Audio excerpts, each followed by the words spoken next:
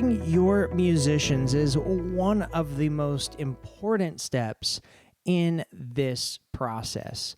There are a few things to consider when you're preparing your singers, your handbell musicians, whatever that looks like for you to record their video. Now, you want to be very consistent in your communication.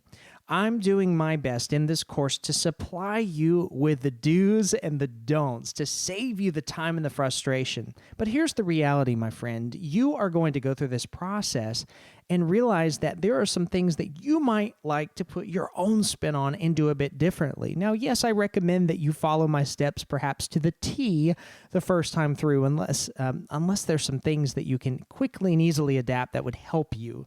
But you want to be consistent in communicating the process, communicating the system. And you'll see number 2, over-communicate. So I highly recommend that you actually walk your singers through this process. So for example, in a digital rehearsal or perhaps in person, if you're running a hybrid rehearsal, which is a cross between a Zoom and in-person rehearsal, right? There's all kinds of ways to do it these days.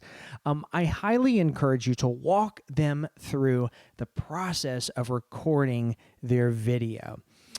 So we have a script in the community, and it's a super helpful resource in supplying you with exactly what you need to say to your singers to set them up for recording success.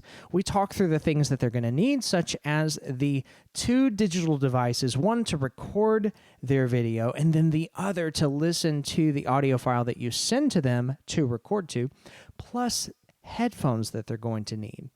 And we talk through a few other things in that script. I'll pull it up in just a moment so you can see that. Finally, when they record, you have to remind them, if you are using the 1, 2, 3 clap method, which I do recommend, that's as simple as saying, hey, choir, we're about ready to record. On the count of 3, clap with me. 1, 2, 3, clap, and then they clap, or however you want to prompt them. So let's go ahead and pull open the script that I'm talking about. That's going to be super helpful for you when it's time for your singers to record. All right, here we go. Instructions for virtual choir. Number 1 at the top, your singers will need 2 devices, one to listen to the song and one to record their video. Number 2, use the video function in landscape mode, meaning they're going to hold their phone sideways. Now, that's a personal preference. I like it. I think it lays better within the video editing software that we use. It's an aesthetic thing. Some people like a combination of vertical and horizontal mode camera views, and it's really a taste thing. For me, it's landscape all the way. It just lays better on the screen, in my humble opinion. Okay, so you can prompt them to hold the phone or the iPad, whatever it is they're recording, even their computer, to capture their video and their voice part. Now, that's important. They're not going to need any kind of fancy recording software for this project. They're going to use the video function, which is also going to capture their audio on their smartphone, their Android, iPhone, their tablet, their computer, whatever it is that they're using to record themselves. Number 3, sing and record your part while you listen to Anita's lovely piano track on a second device. Now, prompt them to use that headset or earbuds. It is important that you have one ear uncovered so that you can hear yourself singing. I personally like to have one of those earbuds in my ear and one out. Or if I'm using the earmuff style headphones, I'll put one over my ear and then one just over my head above my ear or something to allow me to hear the ambience of the room. And that's how I recommend that my singers do it as well. Number 4, please make the video a waist shot up in landscape horizontal mode. So you want to prompt them like how far to stand from the camera so that you don't get a lot of variation there.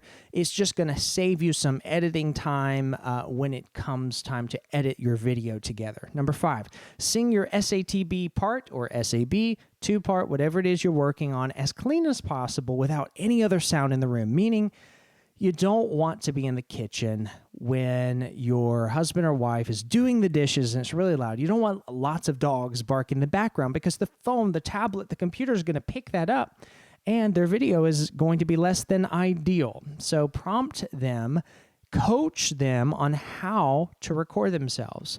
Even heavy air conditioning, like a loud air conditioning unit, can really mess up the sound of the recording because of all the background noise. Number 6, in your video, please clap after I say 1, 2, 3, clap, right? We've talked about that before. This will mark your audio to help me align you with the other singers. Remember, it serves no other purpose but to help you, to save you a bit of time in the editing process. Number 7, please have your face well lighted.